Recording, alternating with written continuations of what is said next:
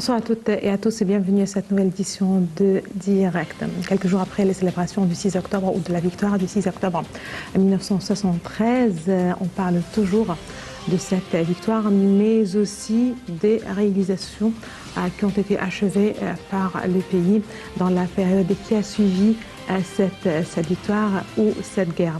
Je rappelle que le 6 octobre, l'Égypte a célébré le 48e anniversaire de la victoire de cette guerre, justement pour récupérer tout le territoire égyptien occupé, pour récupérer le Sinaï. Surtout, nous allons parler ce soir du développement du Sinaï, les projets, les méga-projets qui ont été réalisés au cours des dernières années, une volonté politique qui vise surtout à, justement, comme on le dit, à mettre en application, en exécution, un plan de développement tellement voulu et espéré par tous les Égyptiens. On commence quand même, comme d'habitude, avec l'actualité. À la une de l'actualité, c'est le président Abdel Fattah el-Sisi qui a accueilli aujourd'hui le président du Soudan du Sud, Salva Kiir Mayadi, au palais de l'Ittihadiyya.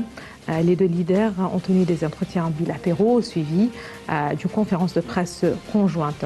Lors de cette conférence de presse, le président el-Sisi a salué les relations stratégiques qui lient l'Égypte et le Soudan du Sud. Il a aussi salué la volonté politique chez les deux côtés pour promouvoir les relations bilatérales dans tous les domaines.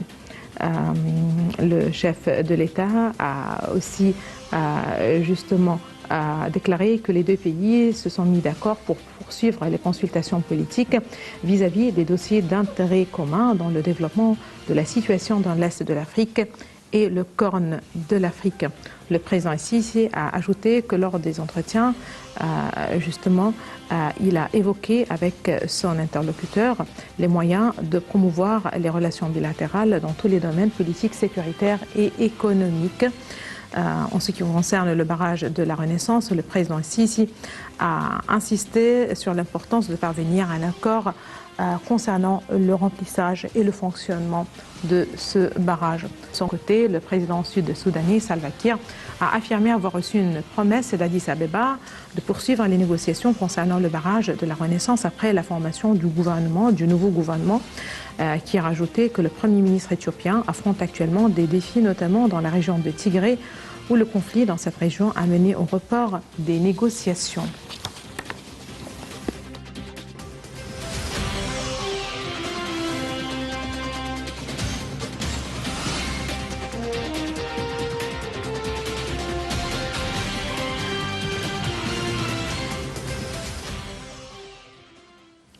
Voilà, à présent, nous avons avec nous en ligne, en direct, M. Lissi Nassef, qui est analyste politique. Bonsoir, M. Lissi Nassef. Monsieur Nassef, M. Lissi Nassef, bonsoir. Bonsoir. Bonsoir. Justement, un nouvel entretien avec le président du Soudan du Sud, Salva Kiir, un nouvel entretien qui justement qui a eu lieu aujourd'hui au palais de l'Ittihadiyya. Quel regard vous portez sur cette visite que vient d'effectuer le président du Soudan du Sud, Salva Kiir, en Égypte, et les discussions qui ont eu lieu avec le président Abdel Fattah el-Sisi? Bonsoir à tout le monde. Pour commencer avec, il y a un point qui est très important à noter quand on discute du Soudan du Sud, que pas mal de personnes ne se rendent compte pas que quand les deux Soudans se sont séparés, le Sud a refusé ou il n'a pas voulu faire partir de la Ligue arabe. Ce qui veut dire quoi? Ce qui veut dire que le Soudan du Sud devient de plus en plus a besoin des efforts un peu plus extensifs pour qu'on puisse l'aligner sur la direction et les conditions de l'Égypte. Ça, c'est la première chose, parce que le Soudan du Sud ne fait pas partie de communauté arabe des 22 pays Ça veut dire qu'il y a tout un travail de base qu'on doit le faire pour les prendre dans la même direction des politiques des autres nations. Donc ça, c'est un effort très intéressant et très important à faire, pour commencer avec. Deuxièmement, la proximité géographique du sud du Soudan avec l'Éthiopie leur fait qu'ils ont une position physique qui est très importante pour la situation du barrage de Renaissance. Oui. Et c'est de là qu'on voit l'importance qu'on aligne les positions et les politiques égyptiennes dans la dimension africaine avec nos confrères au Soudan du Sud. Très bien. En fait, Monsieur Lacy Nansef, on parle justement de discussions qui ont porté d'un côté sur les relations bilatérales, les moyens de promouvoir ces relations bilatérales. Et là, il faut rappeler que le président Sisi a salué ces relations et les a même qualifiées de stratégiques qui lient l'Égypte et le Soudan du Sud. Il y a aussi des discussions qui ont porté sur les dossiers d'intérêt commun. En ce qui concerne cette partie de discussion qui a porté sur le barrage de la Renaissance. Encore une fois, c'est le président du Soudan du Sud qui insiste sur justement cet intérêt accordé à cette question. Il a rappelé qu'il a discuté avec justement le côté éthiopien, avec Addis Abeba. Justement, il a précisé qu'Addis Abeba a présenté ses promesses où justement s'est engagé à reprendre les négociations après la formation du nouveau gouvernement. À quel point vous êtes optimiste? Écoutez, c'était un trajet qui n'était pas été trop positif avec l'Éthiopie, mais on pense qu'il y a deux dimensions qui sont très importants à garder en tête quand on est en train de regarder cette situation. La première, ils ont des problèmes, l'Éthiopie a des problèmes énormes internalement, qui fait que c'est une technique ou un politique qui est très souvent utilisé quand on a des problèmes qui sont très difficiles à gérer localement ou internalement dans le pays. C'est toujours bien de diriger l'attention du peuple sur une menace externe. Et là, ils sont en train de peindre l'Égypte comme si on était cette menace. Alors que l'Égypte n'a jamais demandé rien de les droits qu'elle a et elle avait toujours de plus qu'un siècle. Lorsqu'on était à l'époque presque 20 millions d'habitants, et maintenant on est passé à 5 fois plus de sa taille et on a toujours la même quantité d'eau.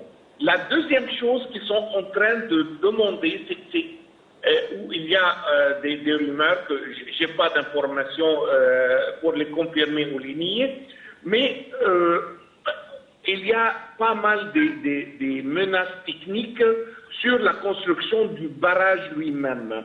Donc, pour ces deux dimensions, les problèmes internals et les problèmes techniques qu'on pense que le barrage a, donc c'est toujours très utile pour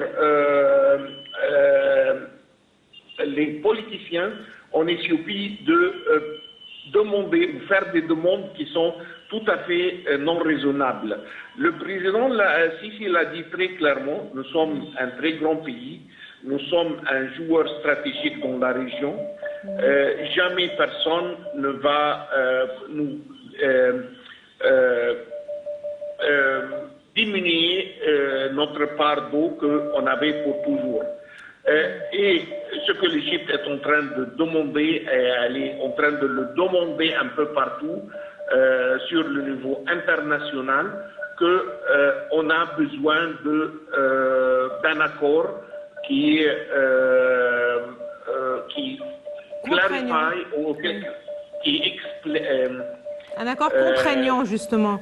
Voilà, sur le fonctionnement, et le remplissage. Est-ce qu'on va avoir de l'eau cette année ou non? Et si jamais oui, on va avoir un peu d'eau ou trop d'eau, parce qu'on doit être capable de gérer ça. Mais dire que non, on va faire ce qu'on veut, c'est seulement pas logique. C'est pas comme ça qu'on gère les relations internationales. Et c'est pour cela que je pense que les positions illogiques que l'Éthiopie est en train de faire, c'est pour masquer les problèmes très sérieux qu'ils ont internalement entre les ethnicités différentes. Et la deuxième, peut-être pour couvrir aussi pour les problèmes techniques qu'ils ont dans le barrage lui-même. Et c'est pour cela qu'ils ont pris ces positions. Mais l'Égypte est toujours fixe. On garde les yeux sur l'objectif qu'on a, c'est d'avoir un accord qui est juste, qui est fair pour tout le monde. On n'a pas de problème pour aider. Si l'Éthiopie est en train de dire qu'ils sont en train de faire ce barrage pour le développement, on est très prêt pour les aider avec leur développement. Si c'est pour l'électricité, on est très prêt pour les aider avec l'électricité. Mais ça reste que vraiment, il n'y a pas quelque chose de concret dans leur discours à propos du barrage. Donc, je pense que c'est les deux autres, les deux autres points que j'avais mentionnés, c'est pour couvrir pour les problèmes internes et pour masquer les problèmes qu'ils ont dans le technique, qu'ils ont dans le barrage. Très bien. Merci beaucoup à vous, Monsieur Lessi Nassef. Vous êtes analyste politique. Merci beaucoup de vos précisions. Et là, justement, on enchaîne avec une autre rencontre que le chef de l'État a eue aujourd'hui. Il s'agit justement d'un entretien avec le chef de l'Assemblée nationale sud-coréenne, des moyens de renforcer la coopération bilatérale dans les divers domaines. Le président Sisi s'est exprimé ainsi sur l'attachement mutuel des deux pays à renforcer la coopération bilatérale, en particulier l'élargissement des investissements coréens en Égypte et la lutte contre la pandémie de coronavirus. Le porte-parole de la présidence, l'ambassadeur Bassam Radi, a souligné que la rencontre a connu une convergence de points de vue justement vis-à-vis de plusieurs dossiers, surtout le développement survenu sur la scène libyenne et la cause palestinienne et les dossiers d'intérêt commun. Le président ici s'est affirmé à cet égard le soutien constant de l'Égypte pour la paix et la stabilité de la Corée du Sud. Pour sa part, le responsable sud-coréen a loué le rôle joué par l'Égypte en tant que pierre angulaire de la paix et la sécurité dans la région.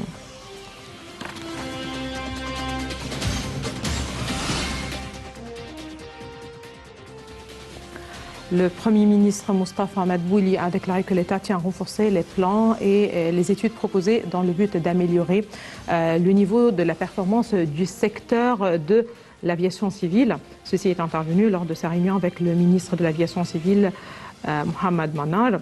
Monsieur Madbouli a affirmé la nécessité de poursuivre le développement du secteur de l'aviation, considéré comme l'un des piliers de l'économie nationale. De son côté, monsieur Mohamed Manar a passé en revue les derniers développements de la restructuration du secteur de l'aviation civile et la vision future pour le statut de la compagnie aérienne nationale égyptaire.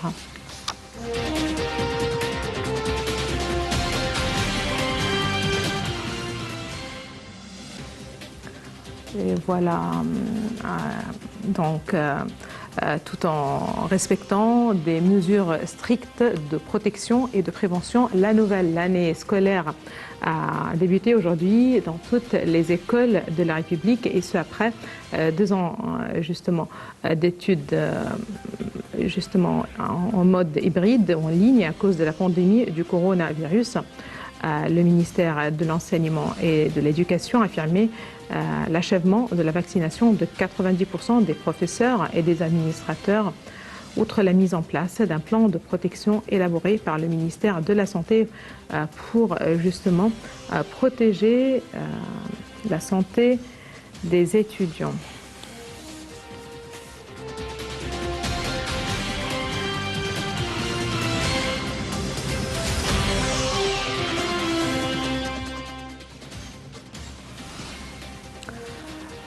Là, madame, monsieur, tout de suite, je vous propose un compte-rendu des activités du président Abdel Fattah el-Sisi au cours de la semaine qui s'est écoulée.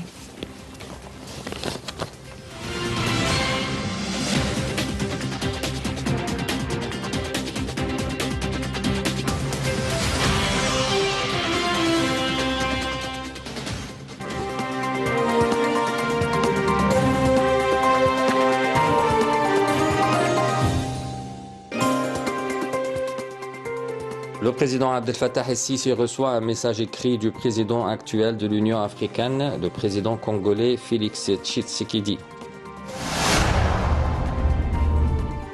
Le président el-Sisi examine le rôle des institutions de recherche scientifique dans l'utilisation des applications technologiques modernes au profit des projets de développement de l'État.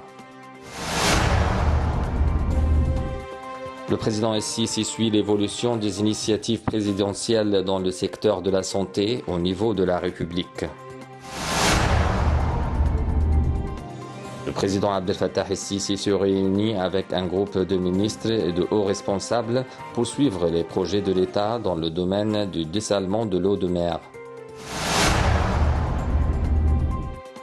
Le président el-Sisi examine les projets d'accès des routes dans la région de la Haute-Égypte. Le président Abdel Fattah el-Sisi dépose des gerbes de fleurs sur la tombe du soldat inconnu et de deux dirigeants défunts, Anwar el-Sadat et Gamal Abdel Nasser. Ceci intervient dans le cadre des célébrations de l'Égypte et des forces armées du 48e anniversaire de la victoire de la guerre d'octobre.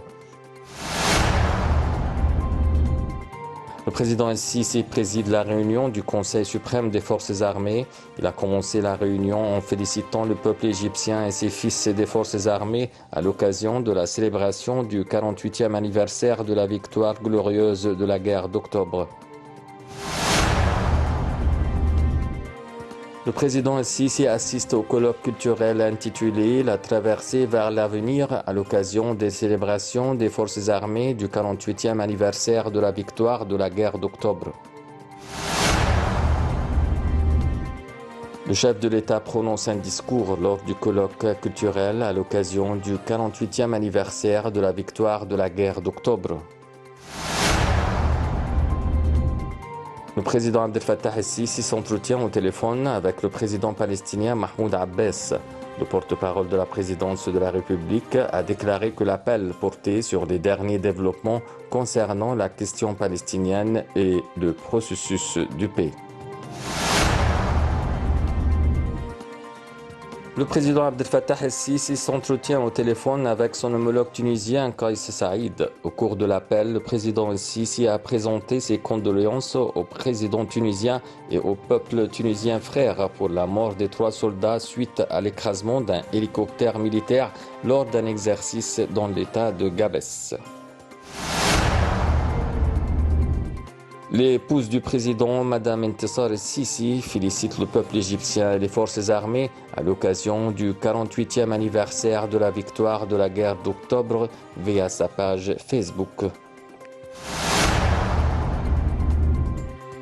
Le président el-Sisi inspecte les travaux d'extension de la route de liaison el-Qamar qui relie la route de Caire-Ismaïlia à la route de Caire-Suez jusqu'à la route de Ain el-Soukhna et la route des services des carrières de pierre.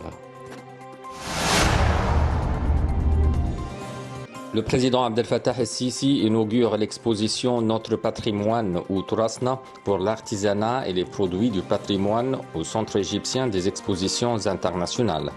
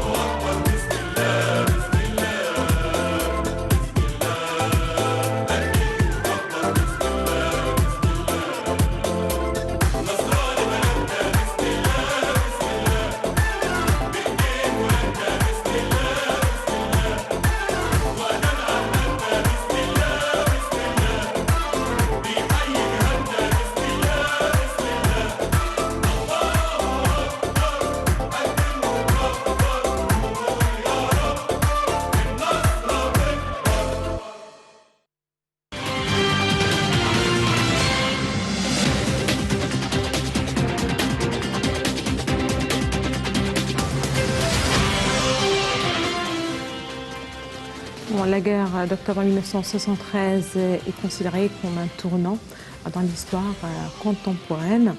Elle est considérée comme le symbole de la dignité et de la fierté de l'Égypte. C'est ce qu'affirmait en fait le chef de l'État, le président Abdel Fattah el-Sisi, dans son allocution prononcée lors du 34e colloque des forces armées sous le thème « La traversée vers l'avenir », un colloque qui a été tenu à l'occasion justement du 48e anniversaire de la victoire d'octobre. Retour justement sur les déclarations du chef de l'État à cette occasion avec notre collègue Dalia Karam.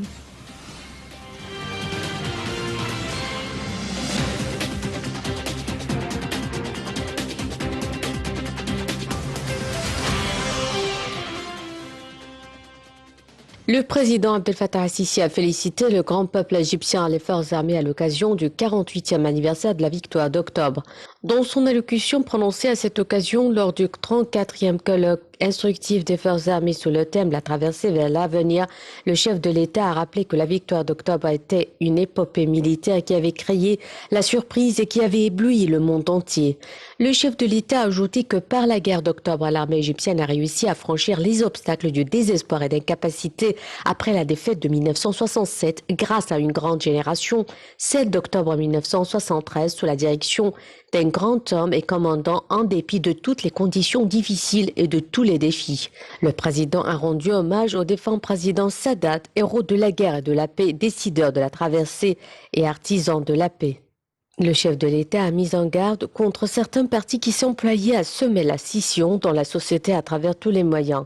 Il a souligné que la diversité des visions et la divergence des vues étaient nécessaires, mais nous devrions toujours être unis, a-t-il poursuivi. Le président a affirmé que la décision de la guerre était courageuse et que l'armée égyptienne faisait preuve de volonté et de force pour réaliser cette victoire.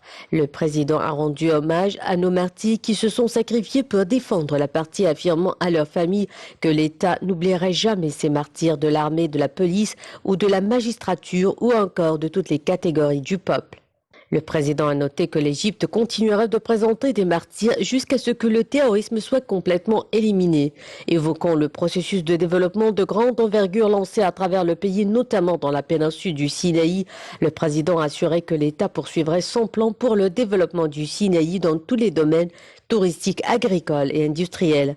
Le président a souligné que l'État a déployé des efforts considérables pour mettre en œuvre ses plans de reconstruction et de développement sur l'ensemble du territoire national. Il a enfin réaffirmé que l'État avançait à pas sûrs, réalisant de grands progrès dans tous les domaines, en gardant l'espoir, la fierté et la confiance en soi.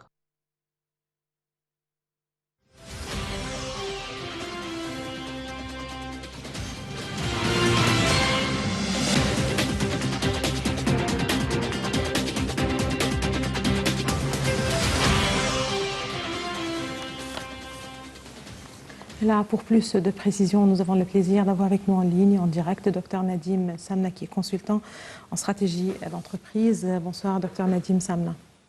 Bonsoir.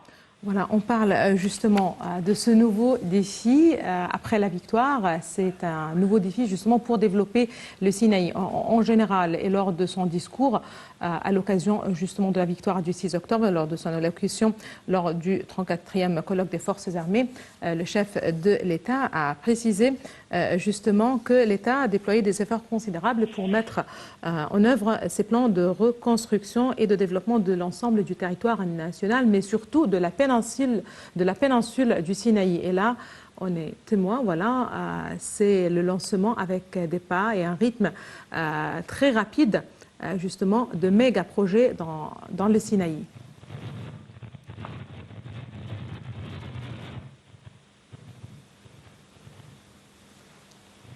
Docteur Nadim Samna? Oui, alors, oui. Est-ce que vous m'entendez? Oui. Justement, on parle de ce plan de développement du Sinaï. Et justement, pour rappel, c'est le chef de l'État qui a rappelé justement les efforts déployés par l'État pour mettre en œuvre le plan de reconstruction justement de l'ensemble du territoire national, mais surtout le développement du Sinaï. Oui, bah, bien sûr. Là, on voit qu'il y a eu vraiment beaucoup de projets au Sinaï. Donc on parle de quelques centaines de kilomètres de routes pour faciliter les connexions entre les différentes villes. On parle de stations d'épuration, on parle de multiplication de tunnels passant sous le canal de Suez. On parle vraiment de beaucoup de projets qui vont permettre le développement économique du Sinaï. Et on va dire que ça répond à la demande persistante pendant des décennies des habitants de la péninsule, à savoir, disons, moins d'attention, on va dire, de la part de la direction centrale au Caire. Mais en tout cas, c'est le moment pour l'Égypte pour profiter de tous les avantages et bénéfices de la péninsule du Sinaï, que ce soit le tourisme, que ce soit le développement aquafère, et que ce soit tout ce qui est industrie minière. Il y a quand même beaucoup de richesses au Sinaï et l'Égypte n'a pas encore profité de toutes ces richesses. Très bien. Justement, voilà, l'État a mené justement un conflit, voilà, pas un conflit, mais une guerre contre le terrorisme dans le Sinaï. Justement, une opération globale a été lancée il y a quelques années. Aujourd'hui, c'est le président Sisi qui annonce que grâce à une amélioration significative de la sécurité, le processus de développement global dans le Sinaï progresse par étapes concrètes, et comme justement vous l'avez mentionné, ce sont les habitants du Sinaï qui ont droit à la sécurité. Aussi, c'est le chef de l'État qui a rappelé qu'ils ont droit à la sécurité, à la sûreté et à la stabilité. Aujourd'hui, on voit le lancement, la mise en place justement de nouvelles agglomérations qui doivent attirer et les jeunes du pays, en fait, des différents gouvernorats du pays, mais surtout les habitants du Sinaï. Bien sûr, là, c'est comme vous l'avez dit, les différents attentats, en tout cas la situation sécuritaire assez critique a provoqué l'exode d'un certain nombre d'habitants. Et aujourd'hui, on essaye de renverser cette situation et attirer, comme vous l'avez dit, des habitants de la vallée du Nil et du Delta, où il y a vraiment une forte concentration de population, vers les terres un peu denses du Sinaï, en profitant d'offres d'emploi quand même assez importantes. Il faut savoir que les deux gouvernorats du Sinaï font partie des gouvernorats où il y a le moins de pauvreté. Donc ça, c'est quand même synonyme qu'il y a des offres d'emploi assez importantes. Et le fait, d'une part, de faciliter les connexions avec, on va dire, le reste de l'Égypte à travers les tunnels et les routes qui ont été construites, ça va attirer aussi des investisseurs qui vont en profiter de la proximité avec le canal de Suez, la présence de villages touristiques à Sharm el-Sheikh ou à Ras Mohammed ou à d'autres endroits. Il y a aussi le développement de l'agriculture au nord du Sinaï. Ça doit attirer forcément des investisseurs. Quand il y a des investisseurs, il y a des investissements créateurs d'offres d'emploi et donc un moyen d'attirer des populations. Et cette attraction, cette croissance de la population va avoir un effet bénéfique encore supplémentaire. C'est vraiment éliminer toutes les restes d'insécurité ou les restes d'instabilité sécuritaire au Sinaï. Donc c'est vraiment l'objectif du gouvernement. Très bien. Je vous remercie infiniment, Dr Nadim Samna. Vous êtes consultant en stratégie d'entreprise. Merci beaucoup de vos précisions. Et là, justement, on reste avec ce plan de développement du Sinaï. Justement, comme on vient de le préciser, c'est le président Abdel Fattah Sisi qui a annoncé que grâce à une amélioration significative de la sécurité, le processus de développement global dans le Sinaï progresse par étapes concrètes. Les habitants du Sinaï ont droit à la sécurité, à la sûreté et à la stabilité, a-t-il fait savoir dans une déclaration Je rappelle que c'était lors du 34e colloque des forces armées à l'occasion du 48e anniversaire de la victoire d'octobre. Ces 7 dernières années, le gouvernement a investi des sommes importantes dans le développement du Sinaï, où il mène une campagne visant à éradiquer le terrorisme. Je rappelle que le président El-Sisi a lancé en fait un vaste plan de développement du Sinaï de 600 milliards de livres égyptiennes.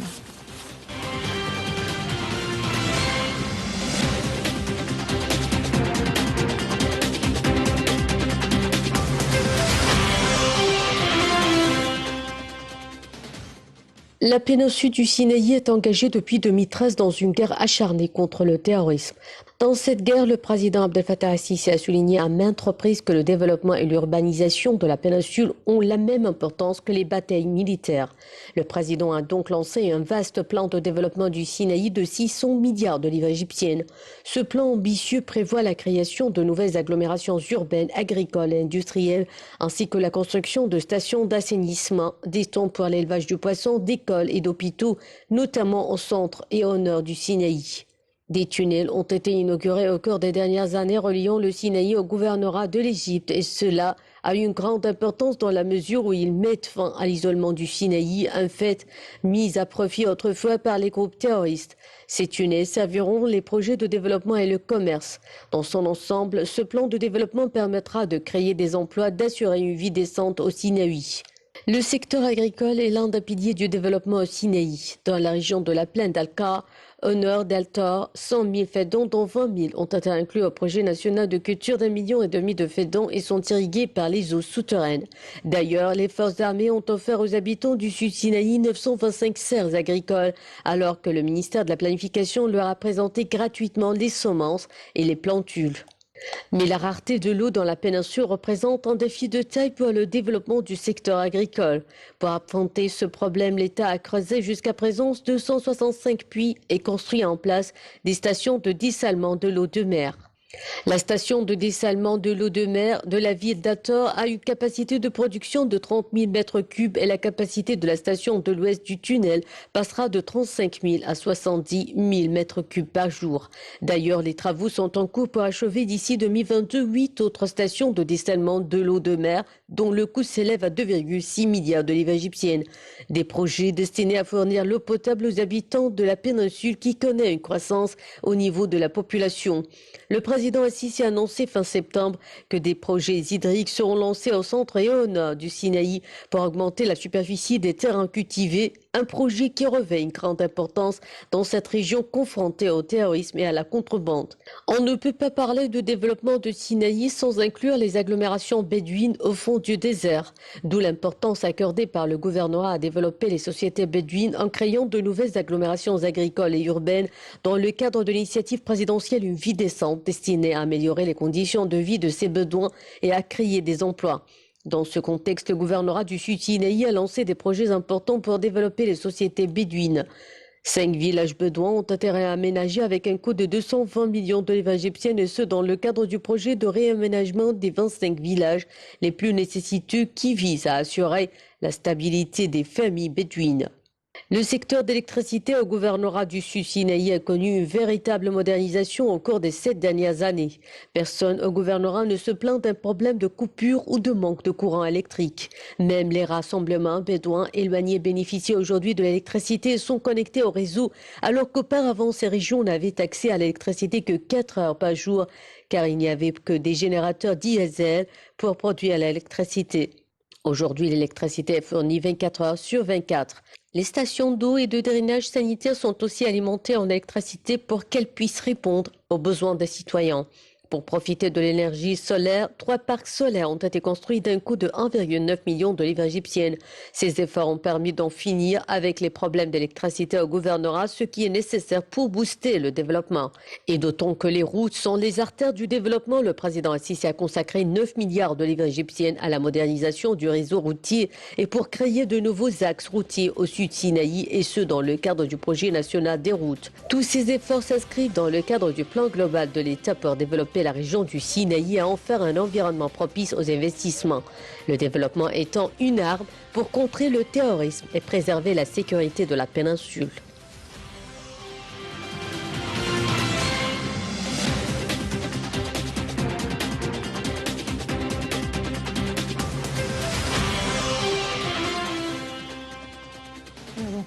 Sur le terrain, les réalisations sont énormes et multiples. Et justement, ce qui dit économie, ce qui dit développement, dit aussi infrastructure.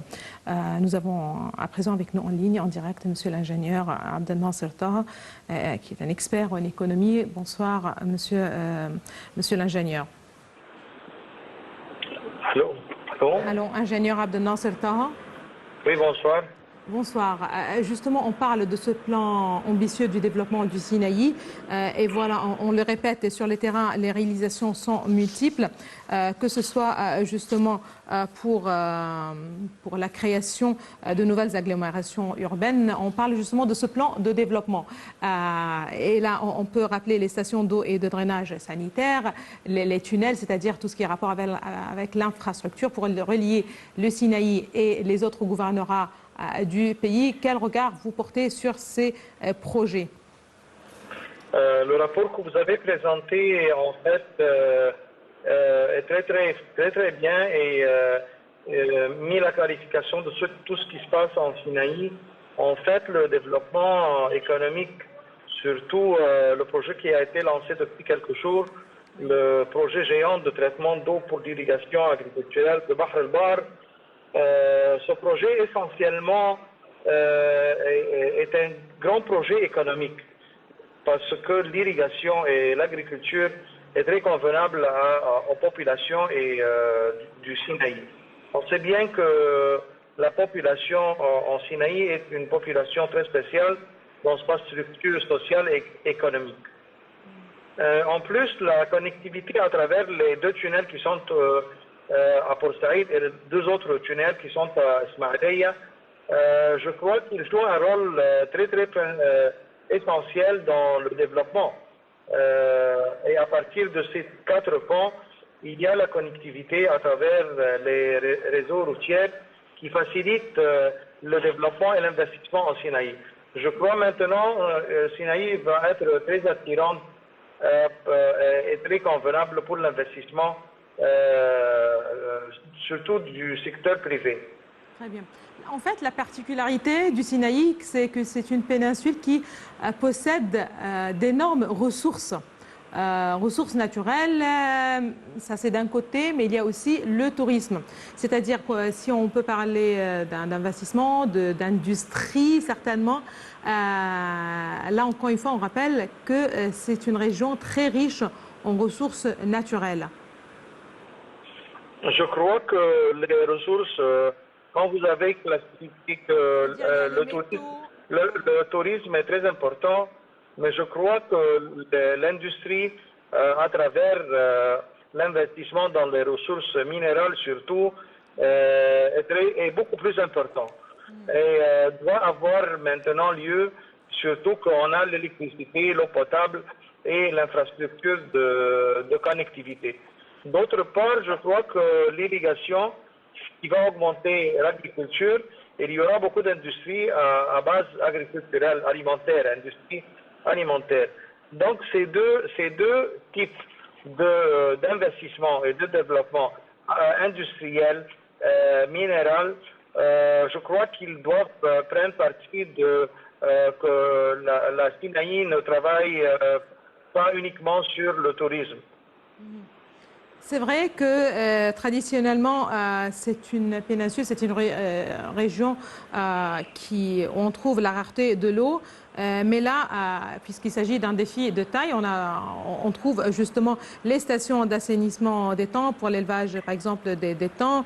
On parle aussi des puits qui sont creusés. Jusqu'à présent, l'État creuse 265 puits et construit et met en place des stations de dessalement de l'eau de la mer. La station de justement dessalement de l'eau de mer de la ville d'Al Tour a une capacité de production de 30 000 mètres cubes.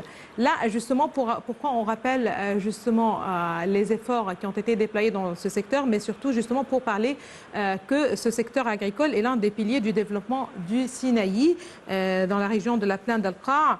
D'Al-Tour, dans le nord, 100 000 fédans, dont 20 000 ont été inclus au projet national de culture d'1,5 million de fédans.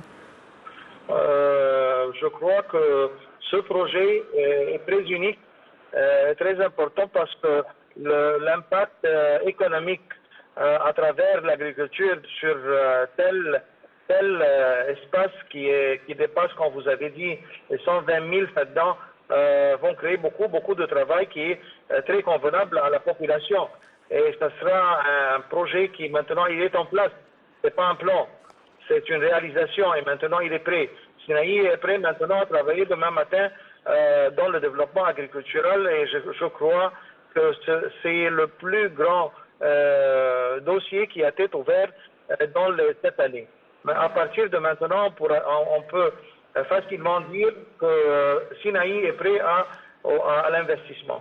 Très bien, merci beaucoup à vous, monsieur l'ingénieur Abdelnasser Tah. Vous êtes expert en économie. Merci beaucoup de vos précisions. Et là, justement, pour rappel, ce plan de développement du Sinaï fait partie de la vision globale de l'Égypte 2030. Il parle là d'une stratégie de développement durable. Pour rappel, c'est le président Abdel Fattah el-Sisi qui a lancé en 2016 la stratégie de l'Égypte pour un développement durable, vision de l'Égypte 2030, dont l'objectif est de situer l'Égypte parmi les 30 premiers pays du monde en matière de développement économique et social et de lutte contre la corruption, outre les indicateurs de la qualité de la vie et la mise à niveau des taux de croissance de 10% justement par an, en tenant compte des dimensions politiques, économiques et environnementales. Ces objectifs se complètent avec le respect des droits de l'homme et la garantie de la primauté du droit en sus d'une politique étrangère active, efficace et équilibrée. C'est donc avec plus de précision sur cette vision 2030 qu'on se quitte. Justement, je vous laisse avec plus de détails et je vous donne rendez-vous la semaine prochaine. Demain, une nouvelle équipe, une nouvelle édition de Direct.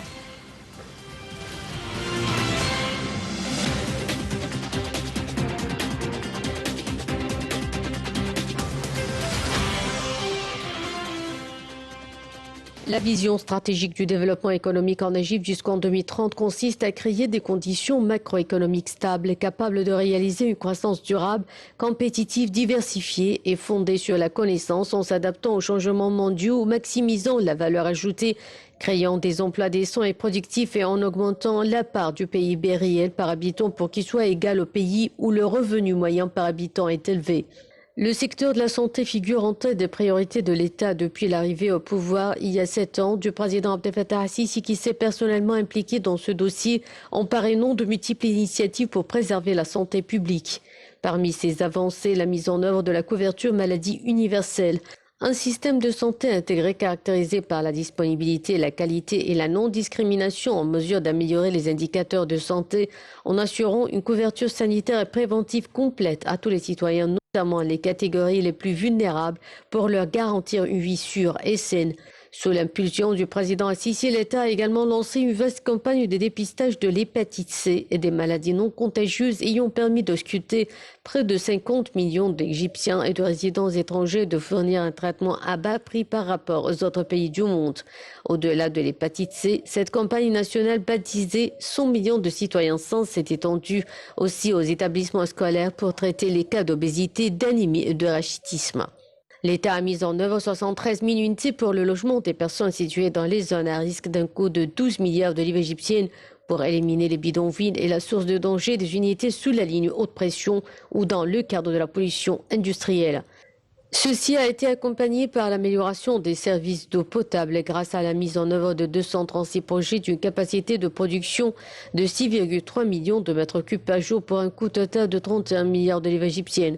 Plusieurs stations d'approvisionnement en eau ont été mises en place et l'utilisation de sources alternatives d'eau du Nil telles que la mise en place d'usines de dessalement d'eau de mer et l'utilisation des eaux souterraines.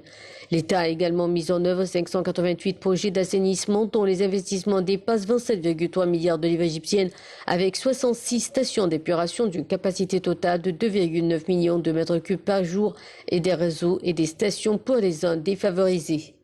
Dans le secteur de l'éducation, l'État a mis en œuvre des projets éducatifs d'un coût de 10,9 milliards de livres égyptiennes, y compris la construction de 3200 écoles de tous les niveaux pour un coût de 9,4 milliards de livres égyptiennes, ce qui a permis de réduire la densité des élèves dans les classes et de réduire le nombre de périodes d'études. Le ministère de l'Éducation a aussi accordé une attention particulière à la formation des enseignants et des cadres administratifs. En outre, l'État a mis en œuvre 188 projets divers dans le secteur de l'enseignement supérieur et de la recherche scientifique pour un coût total de 8,4 milliards de livres égyptiennes. Ces projets comprennent la création de nouvelles universités, dont l'université d'Al Arish coûtant 250 millions de livres égyptiennes pour le développement du Nord Sinaï. Et dans le secteur des transports et des communications, environ 383 projets ont été mis en œuvre pour faire face à l'augmentation du trafic avec la réalisation de la liquidité du trafic, le service de projets nationaux et le développement de réseaux d'autoroutes pour 20 millions de passagers par jour et contribue au transfert d'environ 450 millions de tonnes de marchandises par an avec des investissements totaux estimés à 85 milliards de livres égyptiennes, y compris la création et la duplication de nouvelles routes d'une longueur totale de 4 700 km et une efficacité de développement et de valorisation de 2 530 km et autres. Le gouvernement a également œuvré à mettre en place un système ferroviaire complet afin de limiter les pertes et d'améliorer le service rendu au public, notamment le renouvellement des lignes et des équipements ferroviaires d'une longueur totale de 400 km et la fourniture de 3000 véhicules, 180 tracteurs, en plus du développement civil de 1100 passages à niveau et du développement et de la maintenance complète de 156 gares pour nombre de ces projets d'un coût total de 3,8 milliards de livres égyptiennes. Les projets restants devraient être achevés d'ici à la fin 2022. Les projets réalisés dans le secteur métropolitain comprenaient 5 projets de développement et de modernisation des premières et deuxièmes lignes du métro du Caire d'un coût total de 3,9 milliards de livres égyptiennes ainsi que la fourniture de 20 lignes de train pour la première ligne du métro d'un coût de 338 millions de livres égyptiennes, le développement et la modernisation de 17 rames de métro pour un coût de 335 millions de livres égyptiennes. Le secteur portuaire a également vu la mise en œuvre de plusieurs projets d'un coût estimé à 2,3 milliards de livres égyptiennes. L'État a mis en œuvre 54 projets de développement du secteur de l'aviation civile pour un coût total de 18,2 milliards de livres, dont le premier a été la création de 5 nouveaux aéroports avec des investissements de 934 milliards de livres et 404,5 millions de dollars.